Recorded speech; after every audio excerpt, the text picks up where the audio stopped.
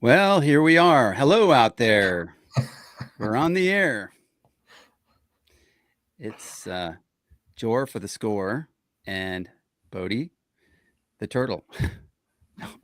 Bodie for the what? Bodie for the win for his family. There you go. I like that. Yeah. Yeah.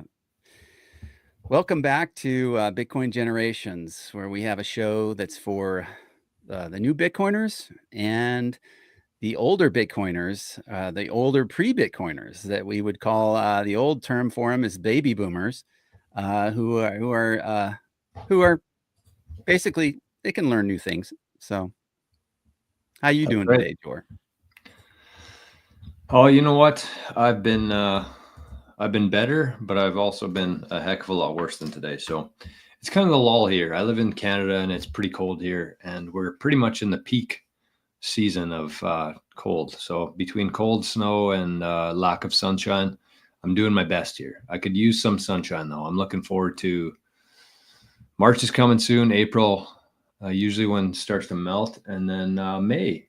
Even if it's not nice here, I'll be heading to Las Vegas for some sunshine. So not too far away. We're almost at the end of January already. It's kind of crazy to think that, but time's a Yeah. flying. I don't know if you have it out there on the plains of Manitoba, but over here in Ohio, we have when the sun comes up, there's this. If we have cloud cover, there's usually a little tiny strip right above the horizon that sometimes we can see the sun when it comes up. And some of the stuff that I've been learning is like it's really good to see the sun when it comes up. And I'm like, the sun came up this morning, and I was taking my little girl to school, and I was like, oh, there it is. I got to get some sunshine, even if it's only for like 2 minutes, right? So that was neat. Yeah, that's I've been shout out to, I think it was Daniel. There's quite a few people actually within our Living in the Future community who had pointed out Dr. Jack Kruse. And his big thing is reducing blue light and watching the sunrise every day.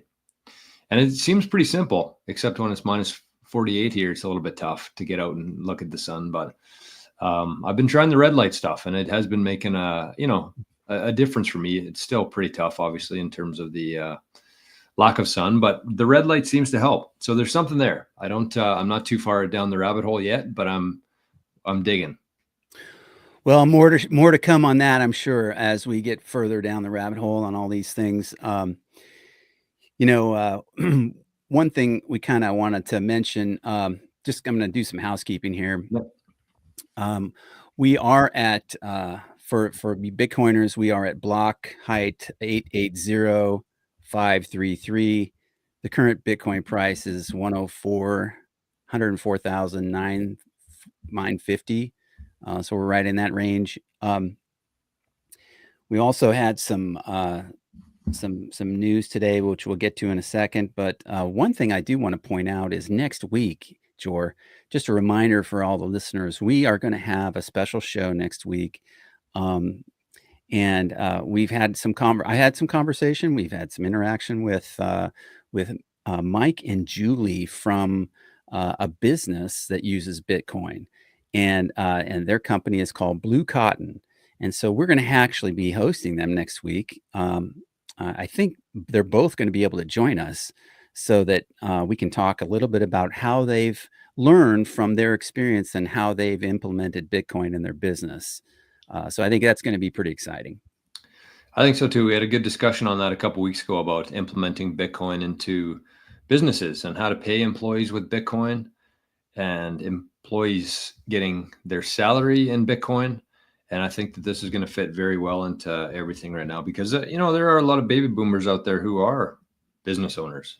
I think that as these next couple decades go, I think a lot of those businesses will be sold. And I think that a lot of them are going to start looking at putting Bitcoin on their balance sheet, both converting cash into Bitcoin and starting to accept Bitcoin, because it is not only the best store of value in terms of on the treasury, but it's also a really interesting marketing play for a business. In terms of just how many Bitcoiners there are right now, how quick this space is growing, our community, our network of Bitcoiners. And if you had two businesses side by side and one accepted Bitcoin and one didn't accept Bitcoin, you unlock a whole segment of customers by putting that Bitcoin accepted here sticker on your door. So it's a big deal. And I think that's it'll be an interesting discussion with them just to see their trials, their tribulations, because it's tough at this stage of the game. There's no experts really in this space. We're kind of just figuring things out as we go here. But that's part of being an early adopter. So there's some challenges, but it has the rewards at the end of it. Yeah, the early adoption in anything is really and that kind of touches on the title of our podcast today, a great technology in its time. And for example, I'll put this up for those of you who've never seen one of these. If those of you have seen one of these Bitcoin baby boomers, this is a slide. And what they used to do with these is they took, and I'm explaining this for like Gen Xers and millennials. They'd take a picture and they would put the negative inside this slide, and then you would have a machine that put light through this and it would shine it on the wall. Well, this was back in the day when I was a kid, right? And when I was growing up, even as an adult, we had these, but it was a great technology in its time. But when we're talking about Bitcoin, it's like, this is something that you can use in business. This is something that is liquid. You can keep it yourself. A lot of these people that are listening probably already know this, but for the new Bitcoiner, the baby boomers who are going to be hopefully listening to this someday, this is an adoption curve that we're still early in. This is something that you can learn, that you can get up to speed on and get in and understand and use a technology that is money. And it's not really just like for this time in history, but it's like built very well, and it's going to be in the future for at least 100 years. How long do you think? Many, many, many more years before it's 140 years, wasn't it, before it's all mined? No, about 110 years till the last Bitcoin's mined. But that doesn't mean it's over. That means it's just getting started. Yeah. Which is kind of crazy. But yeah, I mean, it's one of those things. I love this analogy here with the Kodak and with digital, and where we've seen that evolve in our lifetime. Anybody watching the show has probably seen that transition from what you're showing here to like a disposable camera, to photo albums, to like a nice photo album digital on the wall. And now it's like everybody travels with this thing in their pocket everywhere, which, good and bad, but it's here. That's the reality of things. And technology only moves one way. And so it is a better money. It's a better form of capital. It's pretty much a better form of anything that we deal with financial wise. It has so many capabilities between smart contracts, the ability to time lock. It's programmable money. So that's a big component of it. I think that's a very misunderstood aspect of it. But also, I'm kind of in the camp of Michael Saylor in the sense that I see this more like digital farmland or digital property versus just a currency. It's great. It's a better currency for both parties, the buyer, seller. It's immutable. There's unlimited amount of pros here for it. But it is it's another technology, and I think that it is something that people are starting to realize. And the thing for me is, like, the longer you spend in Bitcoin, the more you study Bitcoin, the more convicted you are. Like, I challenge anybody out there to find somebody who studied Bitcoin and learned about Bitcoin for more than 100 hours, and they change their mind on it, or they feel differently about it. That's kind of the only difference here right now, is the time, the studying Bitcoin. And so it's pretty much inevitable at this point, whether it's whether we're talking about Bitcoin itself or something else. But for now, it's Bitcoin. And I remember, I think back to the early days when, not the early days, but 100 years ago, when we moved from horse and buggy to the automobile. And that was a big shock for people. That was a big, scary thing, that they thought the world was going to end because we're driving around in cars all of a sudden. And I remember, it is just such a huge shift in the brain. And this is what I've heard anyways. This is what I've seen and heard. I've not verified this myself, but I've heard that they actually used to take a horse's head and put it on a car. And I might have talked about this before on the show already, but I think it's important. And they actually, just so people could connect with it, because it was just such a foreign concept to them at the time. And I see Bitcoin as very much the same today, where people are just so resistant to change because it is so new and so different than what we're used to. But it's coming. Technology only comes and only goes one direction. So Yes.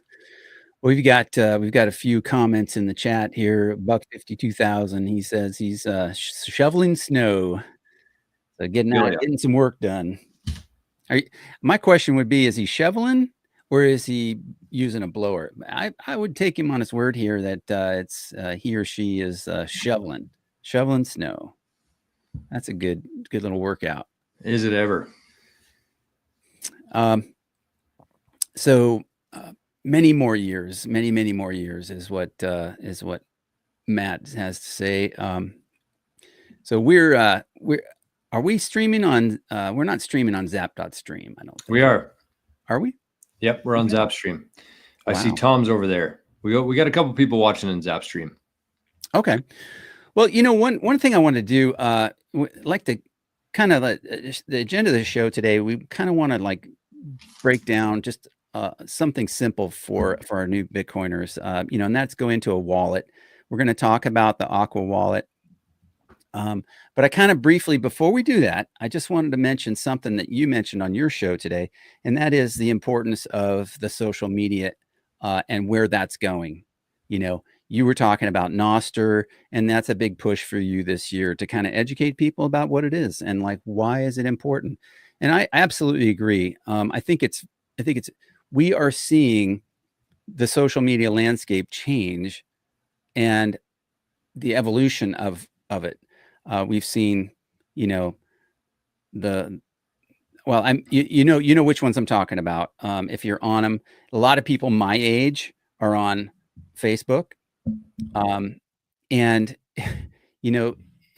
they're using your data. They're using everything that you put out there to sell your data to all these buyers, which there are at least thousands, maybe hundreds of thousands of different buyers out there of your data, because you are a product, right? Every one of us has certain things about us that all these people who want to make money, they want to know all that stuff so they can sell that to somebody who wants to pay for it, right? Well, we don't necessarily have to put our data out there. We don't have to put it out there for them to sell and profit from. There is a way to do this now. And a lot of people don't know this, but you can own your own data. You can implement your own privacy, but it takes more responsibility, much like owning Bitcoin. You have to own your own keys. You have to own your own responsibility. It takes self-discipline, right? This is something that baby boomers are very gifted at. They've had to grow up, and some of them worked their tails off to get whatever it is they have. And so these people who have self-discipline, they'll be great Bitcoiners. They just don't know it yet. But circling back on the privacy thing and the new nostr protocol, I want you to talk about that just for a second before we go into this Aqua wallet and describe a logistical, just actual practical application of this. How important that is to know for baby boomers moving forward, to how they can own their own data, the private key, the public key. Can you speak to that, Jor? Because I think you can speak to that.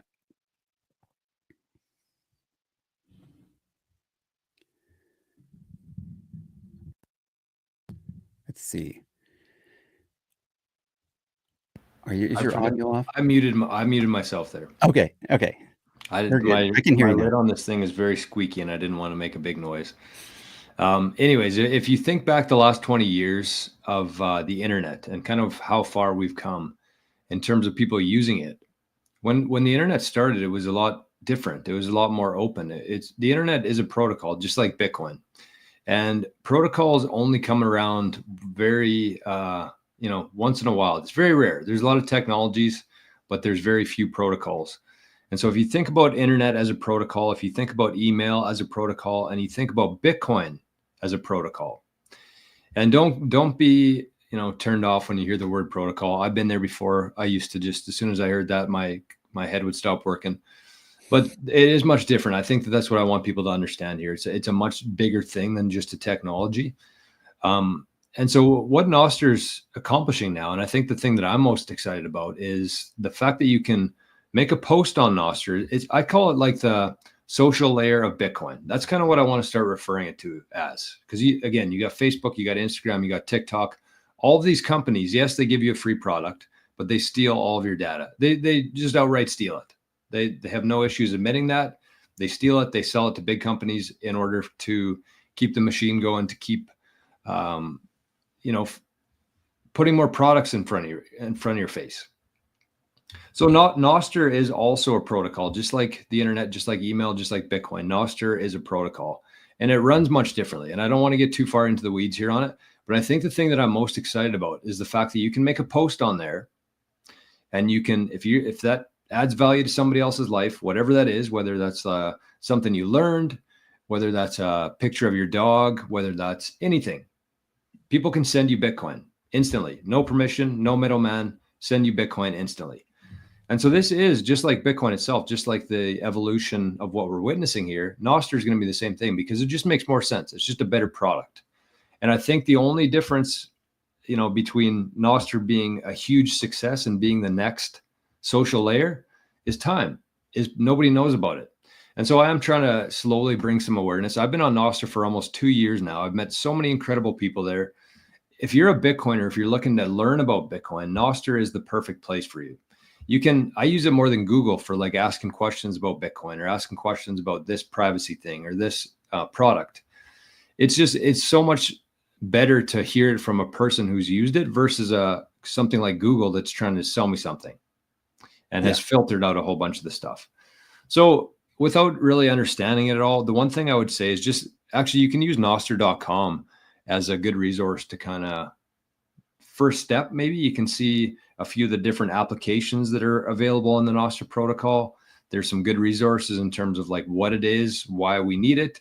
It talks about like the censorship proof aspect of it, the decentralized nature of it, the ability to own and control your own data. Plus, I think the biggest feature here within Nostr is the ability to send Bitcoin back and forth to each other. We call them zaps. Yes. And you hear us talk about Zapstream. There's actually a good crowd on there right now, so somebody must have shared it. Oh. But we talk about Zapstream, and that's exactly what it is. Mark, with the turtle in his name too, he sent us 21 sats. Hey, Mark. Without anybody's permission, without any bank or middleman taking a fee off of that. And that's how the internet should be. And that's kind of what we're getting back to here after a lot of resistance from the overlords, we'll call them. So we're moving away from that. It's very exciting. We're moving into a decentralized world. And I think the sooner you can start to realize that and prepare for it and kind of put your feet in the sand there, the better off you're going to be in the future. Yeah, I wanted to. I've been trying to find a way to present this screen that I have. It's actually a picture that I took. I think it's JPEG, but it won't. The screen won't let me present it because it's not on the browser. I don't have it on a browser. You should be able to go present and then maybe do like entire screen. Okay. If you got 2 screens or something and you have the picture up there, you should be able to tab over to like an entire screen instead of like tab. Okay. Or try it out. I will do that. Let's see. Okay, so in the meantime, I'll let you figure that out, Bodie. I'll talk and get some stuff going here. We got Spaceman's out to 121 sats. Said hey all. So thank you, Spaceman. And we got 20 people watching on Zapstream right now. So that's pretty impressive. That's so Zapstream is essentially just an extension of Nostr. You can download one of the apps that are compatible with Nostr and you can watch the live stream directly from there. You can send Bitcoin, you can leave a comment, you can add links. It's very functional. And that's kind of what I'm talking about here. It's just a better product overall, every aspect of it. And so eventually, just like Bitcoin, as people figure this out, it's going to become more and more adopted, more and more popular. And as that happens, the opportunities will be starting to fade away a little bit. Yeah, this is You know what? I'm going to do it. I'm going to do this kind of the old fashioned way, I guess. Well, no, I probably better not. You know, in terms of sharing, it won't let me share this easily. But hang on just a second. I'm going to do something that will do this. Yeah, if you're still working on it, I can keep talking. I just we got Alvio in the chat, it looks like.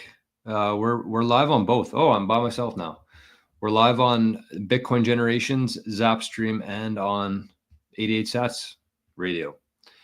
So I see Matrix here. Thank you, Jora, and your guest. I'm actually the guest here. This is on the main focus here is on Bodhi's channel, Bitcoin Generations. Oh, what do we got here? Okay, sorry about that. I am winging this right here. This is what I'm trying to show you.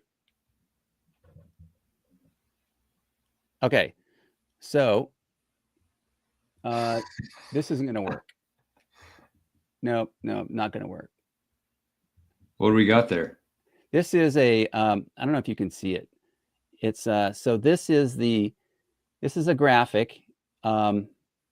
This is the internet layer right here, and your HTTP process to process resource layer. Can you see this? Yeah, kind of. We can't see the whole thing though. Maybe Okay, take me I'm off. sorry. So then you have the Bitcoin, the monetary layer, and then you have the identity layer, which is the nostr protocol, which is peer-to-peer. And I borrowed this. I totally ripped this off, but I wasn't planning to show it. I borrowed it from a guy on who shared it on social media. So it's not mine, it's his. But it really tells the story, and that's what I was trying to do, is to tell the story about what nostr is for people who are visually oriented like myself. Okay. So with that, I'm going to go back to, I'm going to go off for a bit. Yep, no problem. Yeah, so I mean, if you're interested, I know nostrs is probably something we'll be talking about quite a bit on this show here going forward. I think it is a big part of the whole learning curve. But I think if you're eager to start, if you want to just try it out, again, go to nostr.com, nostr.com. You don't have to download it from there. I'll actually maybe I think this is just a good first step for people. So I think that if you have an iPhone, if you're on iOS, there's an application called Damus, DAMUS. You can just go to the App Store. You can download that. Bodhi, you might have to just approve that share here. Okay. So this is nostr.com. This is more of just like a resource of what nostr is. It shows like different applications that you can use that integrate with nostr. I would not suggest doing it from here. The only people I've talked to have created a nostr account from here basically had to blow it up and start again. So what I would suggest is you just scroll down here a little bit. You can go to clients. Clients are basically just like apps. I don't know why they had to be fancy here, but it's just an application you can download from your app store. So these are the list of a few different clients that you can try out. Again, this is the one that I suggested here was Damus, DAMUS. That's for iOS and Apple. And if you're on Android, I suggest using Amethyst for nostr. Yep. So again, just like Bodhi said there's some stuff on what is nostr, how to get started, the protocol, a whole bunch of different things. Well, Jor, one of the interesting things about the nostr thing is you'll find if you take this one step at a time. We're going to get into Aqua Wallet here shortly, but the thing of it is that in order to use nostr and to be able to zap people value for value, if you found something valuable that somebody contributed to you, it's like, oh, you can zap them. You can give them, 50 cents or $1, whatever you found valuable, and then they can receive that value. And if you turn that around, I mean, it's like an online marketplace sort of thing. It's like the farmer's market, but like, boom, worldwide. So I'll just speak from experience. It was very difficult for me. And Jory, how I kind of found your show. But it was very difficult for me in the beginning because I wanted to I wanted to like contribute. I wanted to be here. I'm getting value from this guy's show. And I'm like, a couple of months into this, and I'm like, yeah, I want to zap. He's talking about this person zapping and that person zapping, and it's great, right? Great for him. And I'm sitting over here. He doesn't have any idea that I'm trying to get this thing figured out, and I'm pulling my hair out, and you can see how much I have. And and so here I am trying to get this thing figured out. Well, I have to have a wallet to connect to my nostr so that I can like put a little bit of money in there. I mean, we're talking not, hundreds of dollars. I mean, we're talking, maybe 50 or something like that. Some that I have a little bit of transaction room to be able to, send 50 cents or a dollar or whatever I find appropriate. And I'm like, okay, so when you started going into how to connect your wallet and how to do these things, I was like trying to figure it out. I couldn't figure it out. Months went by. And so we're going to talk about Aqua Wallet right now. We've talked about this before. There are other wallets that can be used. And Aqua Wallet was not the one that I started with, but I found that it's a good idea to have several different kind of lines of communication, if you will.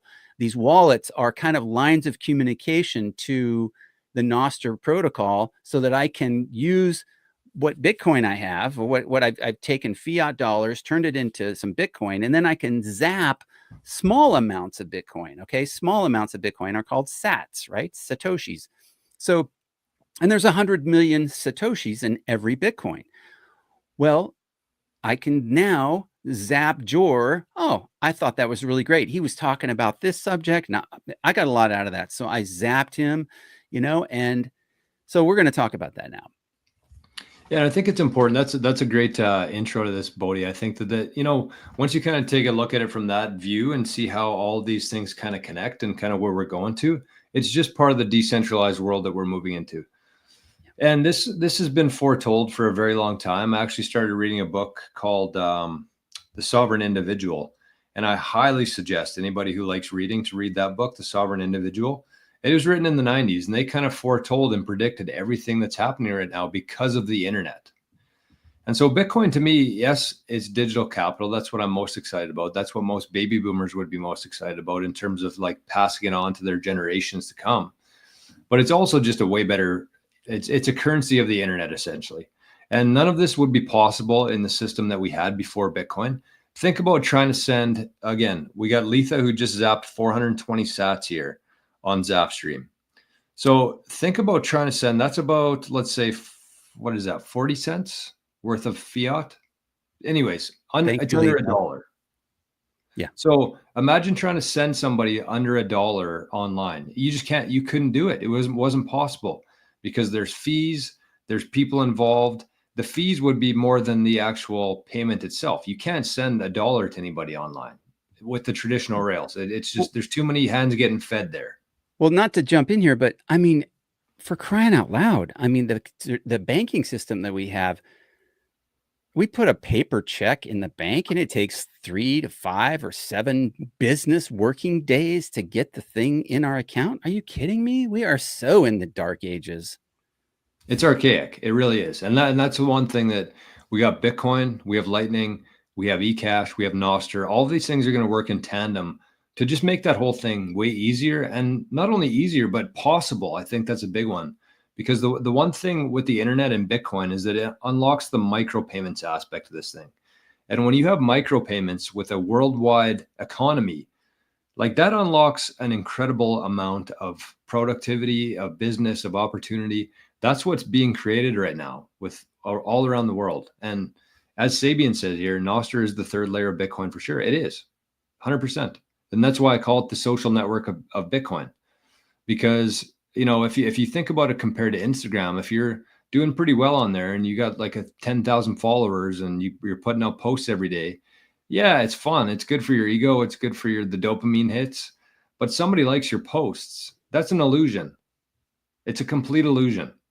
Yeah. And so with Nostr, if somebody likes your post, they can actually send you real value instead of just a like. So as we move forward here, as we move further into this crazy world of technology, it just makes sense that we need something like Bitcoin. Otherwise, a lot of this would not be possible. Yeah. And he also went on to say Primal has made that easy. So there's some great, so you made this point, these clients, okay, in traditional kind of internet, and baby boomers, they were around when the internet was born, okay, and we remember the early days of the internet. Everybody was scared to put your credit card information into a website, and it's like, is this really safe? Or no, I would never put my credit card onto a website, like that. I could totally get in trouble with that. Well, we talked about this before with best practices and such. The terminology with nostr is a little bit different. Takes a little bit to understand that these clients that they say are not like clients, like like a customer. No, these clients are like these, they're kind of like apps, are they not? Okay, so Yeah, they're kind of 100%. like apps, except they're sort of like, okay, Connect. I'm going to say hub, I'm going to say the word hub, but they're not really. um, they're sort of like a centralized point of information that relays come through. Do I have that right? Yeah, somewhat. And I don't think it's valuable at this stage to really get too far into it, but you are right. Okay. They're basically just apps that run on top of Nostr. And the Right. cool thing, in addition to the zaps versus likes, in addition to the centralization versus decentralization, it's really cool to me that you can actually, if you went onto that website, nostr.com, you downloaded Damus or Primal or Amethyst, you can create an account in any of those apps. Essentially, they're in an app, they're in the app store. So I like to call them apps. It's easier for people. But you can download any of those apps, you can create an account, and then you can actually take your public key and your private key, which is essentially just your username and password for this, same kind of thing. But you can actually hop between different ones. So if you wanted to try out Primal, if you create an account on Damus, but you wanted to try out Primal, you don't need to create a brand new account for Primal. You use the same key pair with that. So that would be like being able to go from creating an account to Twitter to using the exact same login on Facebook and the exact same login on Instagram, and all of your followers and all of your posts would show up between all three of those. That's what Nostr is. So Right. it's a very much interconnected. It's a perfect social layer. It really doesn't make sense that you can leave a comment on YouTube, but it doesn't show up anywhere on Facebook. Or you can leave a Right. comment on Spotify, but you can't see it on Instagram. It kind of ties everything together here. You create your identity that you own the data, Bitcoin's flowing, and in a very micro payment-esque way, where this was never possible before Bitcoin. Like Nostr couldn't exist without Bitcoin, in my opinion. It wouldn't have the same kind of ability. But now that we have Bitcoin, now that we have Lightning, now that we have micro payments, again, the stuff that this is going to unlock around the world is honestly like mind-blowing to me. Well, yeah, and I mean, there's another level of it too, right? I mean, you're speaking to this, but and I don't want to go too far into this. I mean, we're already 36 minutes into our talk here, but the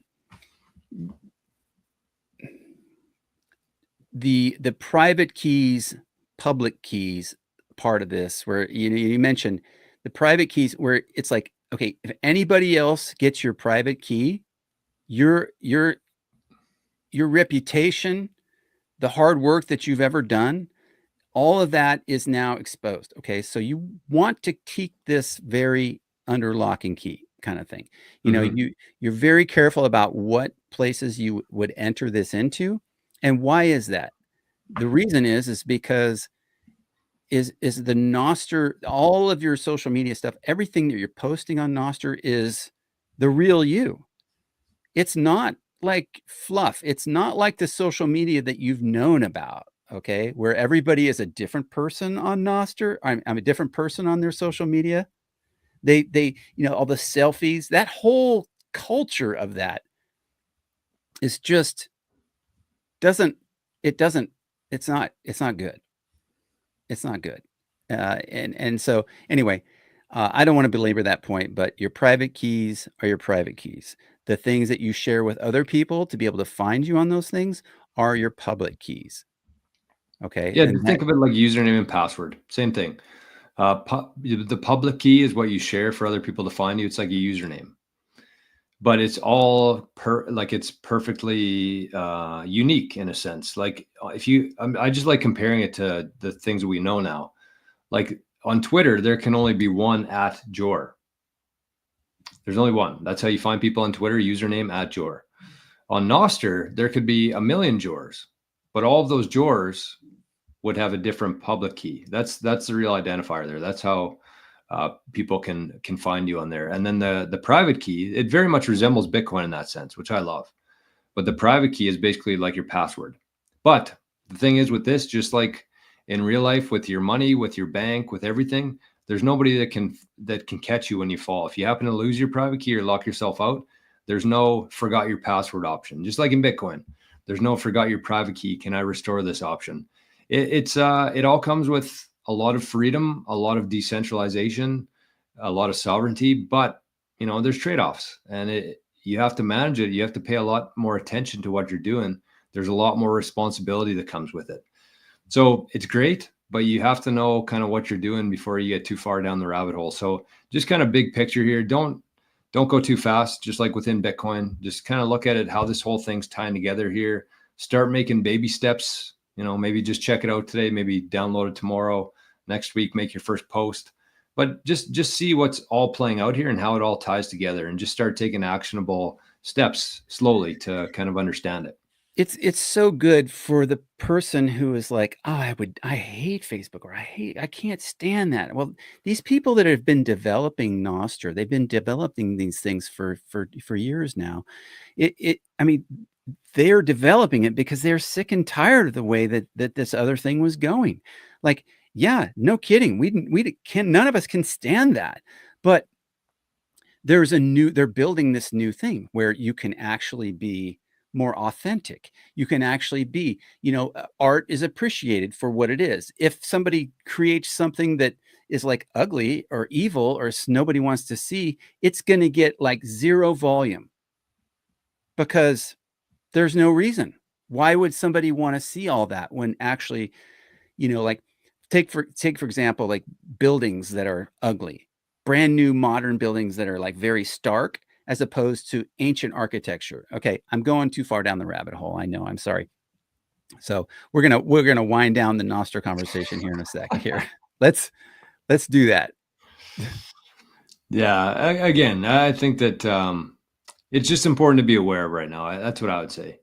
And it's just another building block in the whole foundation here of helping you understand kind of what's happening. And Bitcoin's like the key to all of this, right? Like none of this is possible. The things that we're talking about here, none of this is possible without Bitcoin. So it's a big deal. That's, whether it's Nostr, whether it's these wallets, whether it's, sending payments overseas for zero fees, essentially, it's all just showing the value of Bitcoin. I think that that's our main point of talking about this stuff, is it all just shows the use cases for Bitcoin and essentially the inherent value of Bitcoin. I think that's what a lot of people struggle with most, is like, okay, cool. It's a money. Good. I already have a debit card. I can go to the store and pay with that. So why do I need Bitcoin? So, and that's it. That's it. We're thinking of Bitcoin through the lens of what we know. We have these glasses on that we have to take off in order to see Bitcoin clearly. And that is, how do we do that? That's hard to do. And the younger you are, the easier that might be to do, because you've really experienced the broken system. Older folks like me and, and beyond, we're kind of like, yeah, we're used to the old system. Maybe we accumulated some wealth in the old system. But I'm gonna kind of advocate for the little guy who maybe is older, who's worked hard, who's put in a lot of work, and really, the system has really stole from us for so long. Maybe we don't have as much to show for it, and it's really, maybe there's guilt and all that stuff about that, but you know what? It is what it is. That's the system we've been given. And like you said, we had three different ways of kind of learning about, things, the newspaper, radio, and TV, that kind of stuff. Well, we're in a different place now, people. We Right. can learn this stuff. It's not impossible. I got a little saying here that I wrote down. It says, you're not too late and you're not too old. You know, here you are. You got a pulse. All right, you can learn about Bitcoin. You know, there's all kinds of reasons to do this. So let's start putting some meat on the bones of this thing we've sort of like built the structure of, and like talk about Aqua. And the guy who started Aqua he's Samson Mao, right? He's with Jan 3. Mhm. Can we just kind of introduce this for us? Yeah, sure. So actually, somebody on the show today asked me for my opinion on the best wallet, the best place to store Bitcoin. And I said Aqua Wallet was my favorite at the moment. So I think we'll get into Aqua in just a sec here, but I think Okay. it's kind of important to also talk about like what is a wallet, you know? Okay. What is a hot wallet? What is a cold storage wallet? Yes. And Great. so basically what I want you to think about, I just want to, before you think about the wallets and stuff, I like calling them devices. So that's what I like calling my phone is a device, a signing device. This laptop that I'm on is a signing device. And one of these hardware wallets is a signing device. And that's how I want people to think about these. These are signing devices. Okay. And the reason why they're signing signing devices is because in order to move any Bitcoin out of your wallet, which means that you actually have the ability, you own it. If you can't move your Bitcoin, you don't own it, right? There's Right. no titles in Bitcoin. I think that's kind of important to establish at the start. It's not like you buy Bitcoin, you get a certificate in the mail saying you own this much Bitcoin, right? There's no title to it. Right. It's just whether or not you have the key to spend it. And if you don't have that key, if you can't sign the transaction, you don't own the Bitcoin. So Right. Bitcoin basically just lives on the blockchain. And if you have the key to spend that, then you own the Bitcoin. It's kind of conceptually, hard to understand that, but I think it is important to really drive that home at the start of this journey here. Yeah. So this is a signing device. The laptop's a signing device. This is a signing device. And each one of these has a different, if you have access to it, if I can log into it and I download a wallet, Aqua would be a mobile wallet on my phone signing device. And so that's where I can store my Bitcoin. That's where I can see my balances. And if I ever want to send any out of there, that's what I use to sign the transaction is my phone. So hot wallets are essentially hot. They're connected to the internet, right? So this phone, I have a wallet on here. The Aqua wallet's on this phone. This would be a hot wallet, Aqua on here, because it's mobile. It's connected to the internet right now. My laptop, if I downloaded a wallet called Sparrow, that's a hot wallet because my laptop's connected to the internet, right? So as long as I have access to my phone or my laptop, I can send Bitcoin out of there. So it's essentially living online because my keys are connected to the internet. My signing device is online. Yep. Something like this is a cold storage wallet. This is called a cold card.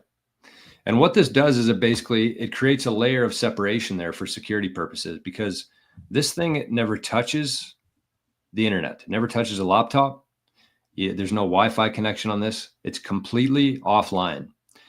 So how that works is basically you would set up a transaction on your laptop. Let's say you wanted to send somebody Bitcoin. You set up the transaction on your laptop.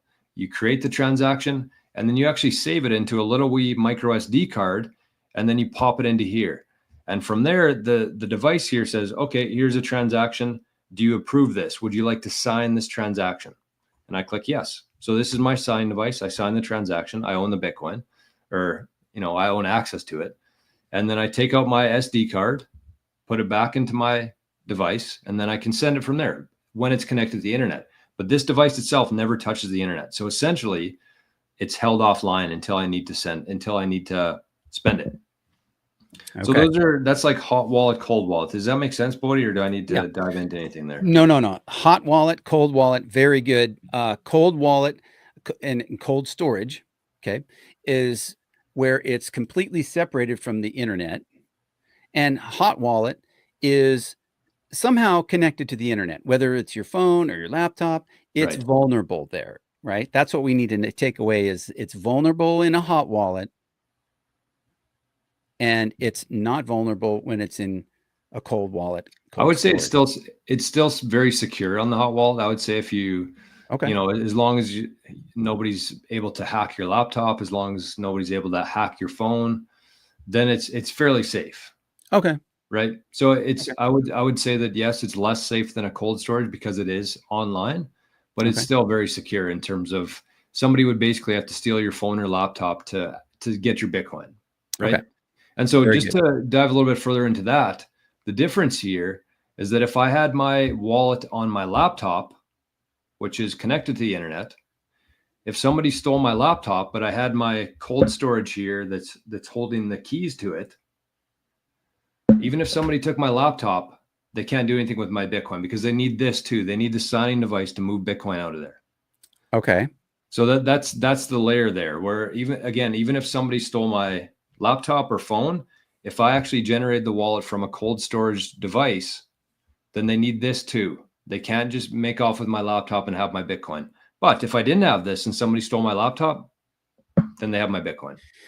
Now there's other videos that we could do when it gets, or that's more advanced when you bring up the cold card you're Right. showing, because there's some more advanced features to the cold card that even if they had your laptop and your cold card and you're sitting there looking at them, or if they just had stolen those, that doesn't mean they're going to be able to access your Bitcoin Right. because They need the device. yeah. So that's the layer on top of it. And the device is never connected to the internet, so it can't be hacked by anybody to like sign a transaction on your behalf. So that's kind of the thing there. And if you are, if you're a little bit further down the road in your journey, if you got a sizable amount of Bitcoin, I highly suggest getting your Bitcoin protected behind cold storage, getting your Bitcoin offline. But it's part of the evolution here. You kind of just graduate. You start with like just leaving it on the exchanges for a little while until you get a little bit familiar. Then you move to a hot wallet, which is on your phone.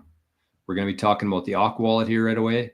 Yep. And then you graduate to cold storage eventually. That's kind of the natural progression there for people to kind of understand. So if you're just getting into Bitcoin and you're like, what the hell is this guy talking about? What's a cold storage? I don't know anything here. That's okay.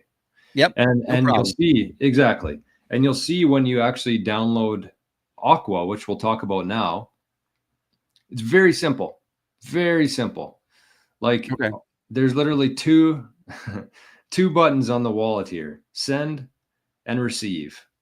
That's the beauty of these, is they're a little bit more vulnerable, as you mentioned, a little less secure, but very convenient for people. They're Yep. free to download from the App Store. You can set them up in less than a minute.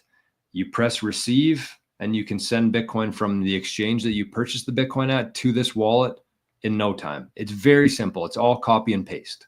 Yeah. So yeah. So let's go into the because we're at 2:51. We're going to be wrapping this up fairly short today. We do have a question from Jan, but before we answer her question or his question, I would like to just, is there anything you want to talk about with the Aqua? Yeah. Okay. Yeah. So I mean, in the episodes we've done so far here on Bitcoin generations, we've kind of talked about Bitcoin and we've kind of talked about Lightning and the on-chain and the layer 2. Layer 1 is the Bitcoin network itself. Lightning is layer 2. It sits on top of Bitcoin. It's much faster, cheaper, easier to send. And so the reason I like Aqua Wallet is because you can actually store both in here within one wallet. So if you look at your Aqua wallet, and that's not my balancer, that's the price of Bitcoin today, so don't get all excited here.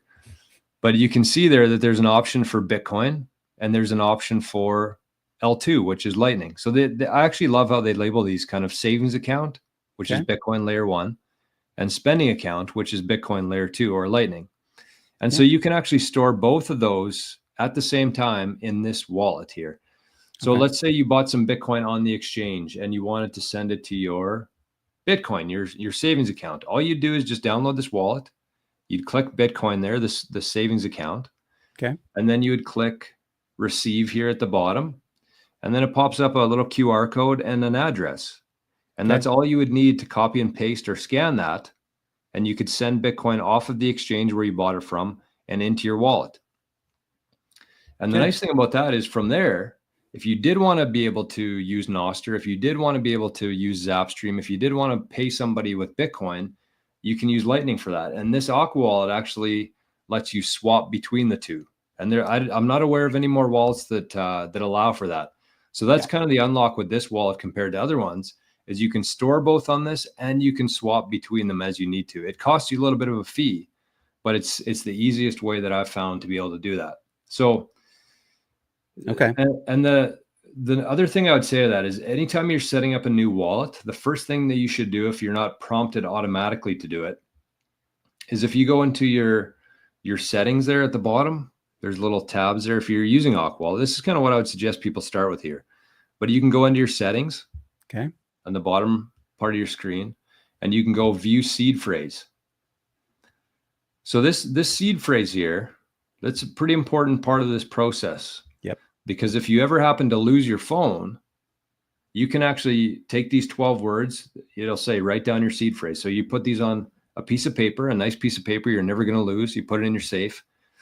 But these are the 12 words, is basically a second key to your wallet here. So if something were to ever happen to your phone, if you lost it in a cab, somebody stole it, you could actually take those 12 words, download the application again, and restore it, and you'd have your Bitcoin. If you didn't write down your 12 words and you lost your phone, then you're hooped. Your Bitcoin's gone. Right. So that's an important part of it, is whatever wallet you're using, you should, number one, make sure that you have a seed phrase, that you have 12-word recovery phrase. Number two, make sure it's on paper, not anything online. Don't take a picture of it, put it on paper. Again, maybe we'll cover this in a little bit more detail next week, but I think that that's a pretty good place to start. Put it on paper, right? I would say kind of the 30,000-foot view of this wallet conversation is that with the wallet we're talking about, you want to experiment with this. You're just going to get started. No Right. one's expecting you to be, oh yeah, you should know all this stuff, and you're going to have to, you put $200,000 US dollars in it or something. No.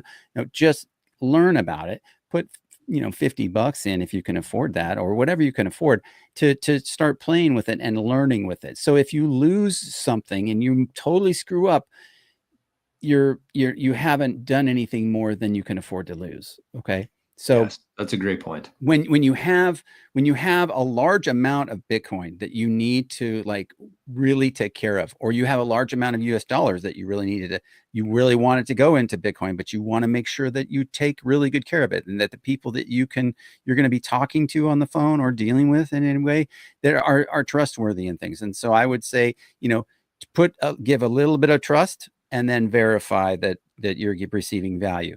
But a little bit of trust, and then verify that everything's going okay. And if you don't feel right about something, don't do it. Don't get scammed.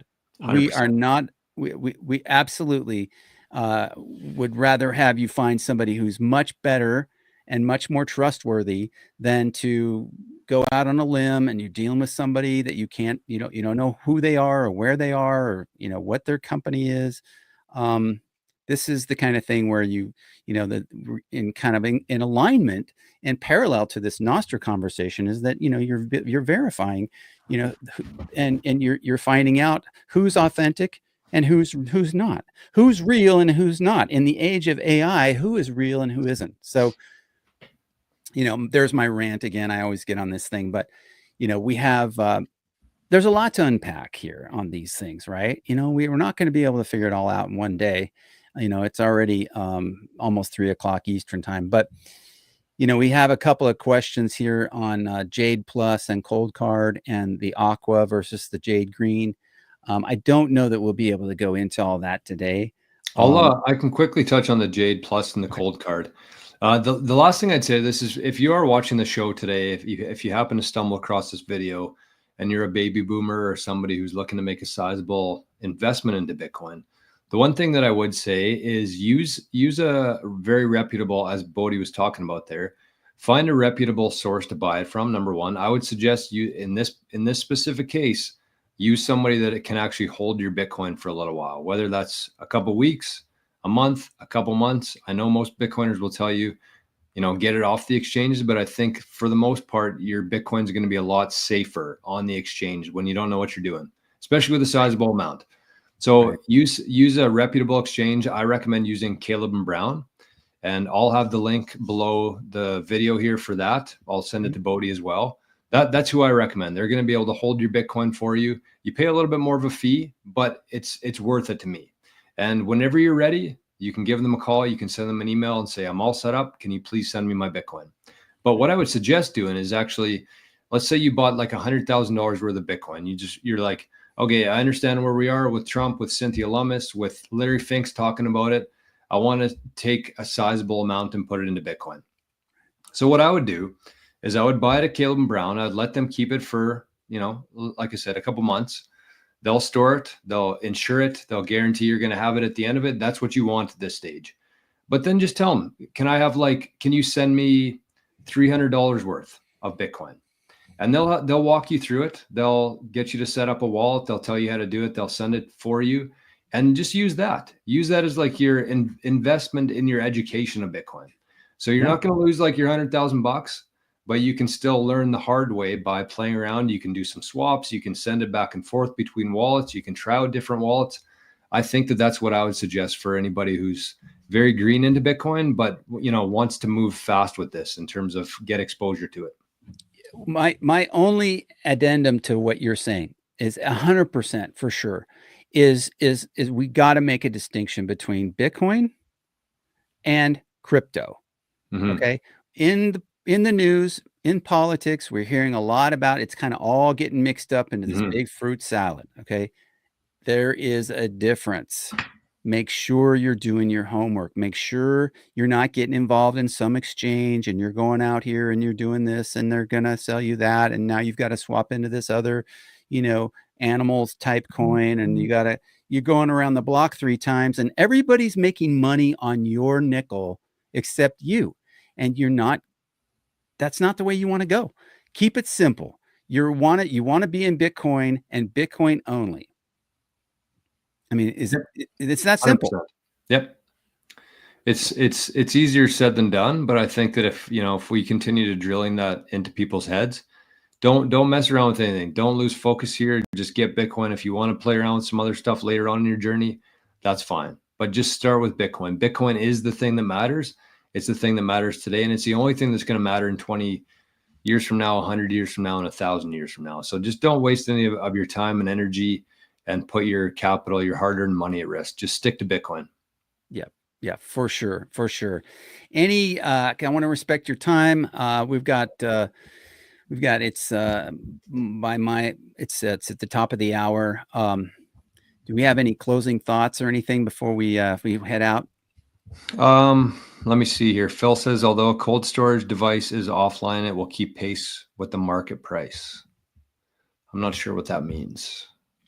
Well, I think if I'm reading him right on that, I think he's saying the cold storage device will hold your keys and it's offline, but it doesn't affect what it's like the amount of Bitcoin is and what it's worth stays on chain. I got you.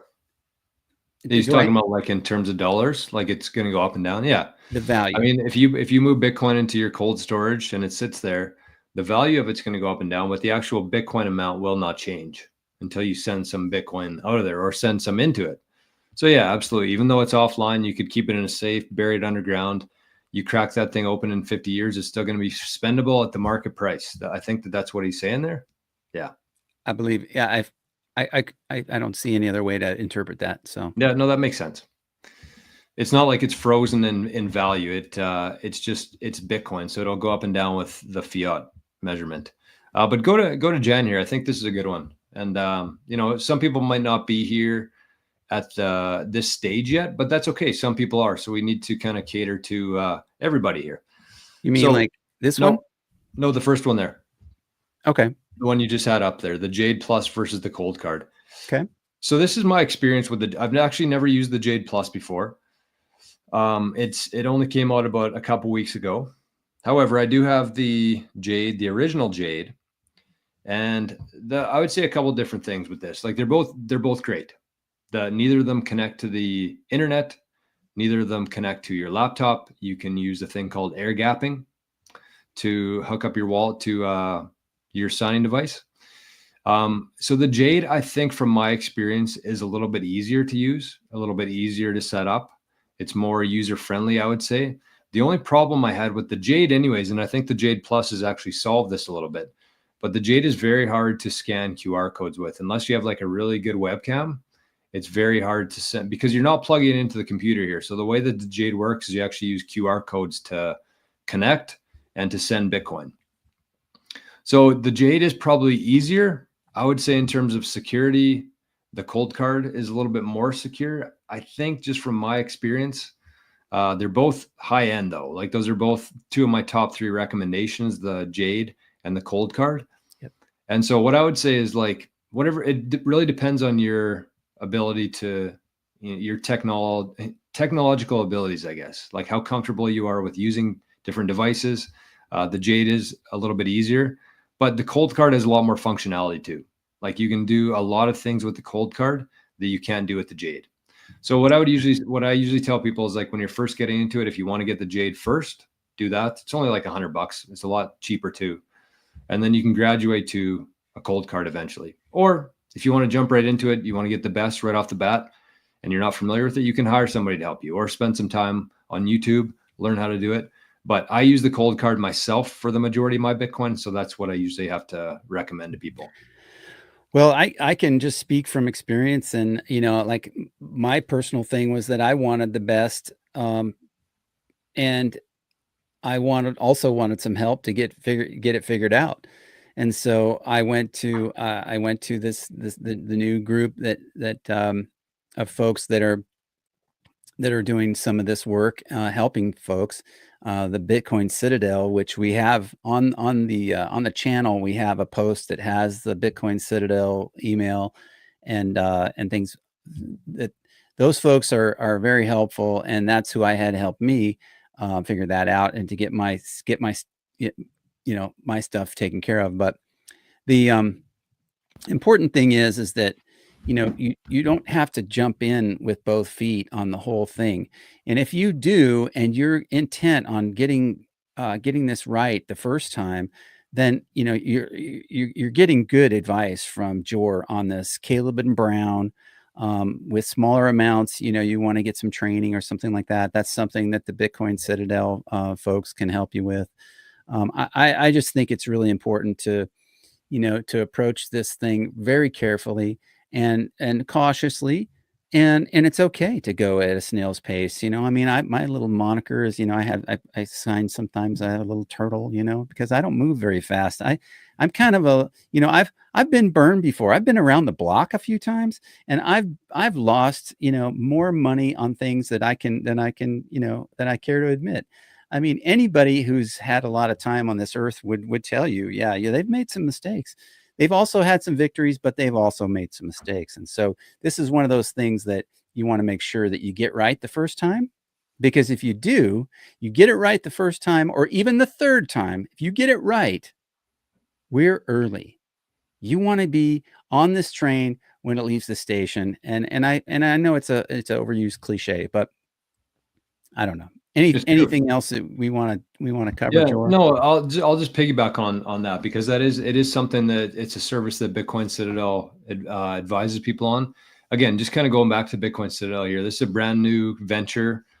We actually are just in the process of setting up our website right now. We're going to be a Bitcoin advisory firm. I think we're going to be the best Bitcoin advisory firm in terms of knowledge, in terms of value, and in terms of our integrity there. So if you need help, no matter where you are on the earth, we have people from different countries. We have people of different ages, people of different sexes. We have different people of different specialties. So whatever you're looking for within Bitcoin, there's going to be somebody at Bitcoin Citadel that can help you and that can set up a call with you in 2 days from now. And we're not going to rip you off. That's I think that there's a little common theme, because there's such high demand for Bitcoin advisory services right now that they're just kind of charging whatever they want and people are paying it. But we don't agree with that mentality. That's not what we're about. And so Jan asked, where do you get help in the US? We can help you from anywhere. We do the majority of our calls just through like Zoom, Skype, Google Meet, or for something more private, we use the Signal chat. So right. The one thing I would say is if you are somebody who's looking to get into this thing, you're basically going to have to choose between either investing some time, as Ghost of Tradition says here, you can watch some YouTube tutorials first, see if that helps. And then if you need a second set of eyes, you're probably a little bit more familiar. I would say do both, honestly. But if you got lots of time, then that's your investment. You take time, you watch YouTube, you figure out how to do it, you make sure that you can trust whoever's telling you that, and then you do it. If you don't have time, you hire somebody to help you with it. I advise do a little bit of both. Get some ground knowledge first, watch some YouTube videos, and then you can just have like a second set of eyes to watch over and hold your hand and make sure that big, especially the first couple transactions and the big parts of the process, you at least have somebody who's done it hundreds of times before.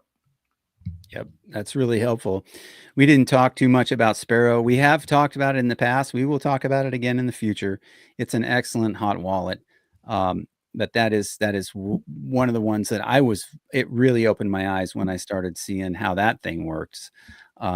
And you know, there is some great training on YouTube for sure. You know, that's a great point that Ghost of Tradition mentioned. I mean, you know, it's like going to university. I mean, you can really, anything that anybody's teaching, you know, today, you can learn about it on YouTube's, right? So, and that's what we're trying to do here. We're trying to have, you know, a boomer, and I think, are you a millennial? Yeah. Are you a millennial? A boomer and a millennial teaming up to try to help some folks learn about Bitcoin, so it's not so scary, and you know, because it can be, right? Who do you trust these days? You know, so yeah. The last thing I wanted to say here, Mark, this is a good point from Mark over on Zapstream. He said, just play with your Bitcoin and sats. I know, you know, we talk about how precious they are, how valuable they are, but just consider it an investment. He said, play with your Bitcoin and sats, use different wallets, hot, mobile, web, custodial, non-custodial. The best way to do it is slowly and read each message carefully. I mostly use Lightning for small amounts for Zaps and Nostr, and then Moon Wallet, Jade, for long-term holds. So absolutely right. That's what I'm saying. Like just take a couple $100 of your fiat, convert it to Bitcoin, and just consider that an investment in your education to try to figure this thing out, because this is a very important part of our future here for yourself, for your kids, for their kids, and beyond there. So you're a pretty important part of this process here. And, you know, a couple $100 to figure this thing out. I think your grandkids and future grandkids are going to be thinking that you did that. So yeah, that's what I would say. That's great advice from Mark over on Zapstream. They are going to thank you for doing that, because you're going to have some wisdom and kind of the technology and the language that they're going to be speaking. And the sooner you get up to speed on that, the sooner you'll be able to speak the same language with them. Right? Exactly. We don't want to be left behind, do we, boomers? All right. So let's also do a shout out for in next week's show. Again, we're going to have Mike and Julie from Blue Cotton. They're an embroidery and t-shirt company in Kentucky that are using Bitcoin in their business. And so we're going to learn some stuff from them next week. Okay. Anything else we got to cover? Any encouragements, any do's, don'ts that you want to say before we head out? I know you've got a busy week. I would just start. That's what I would say. I'm guessing most people watching the show today, live especially, already have some Bitcoin.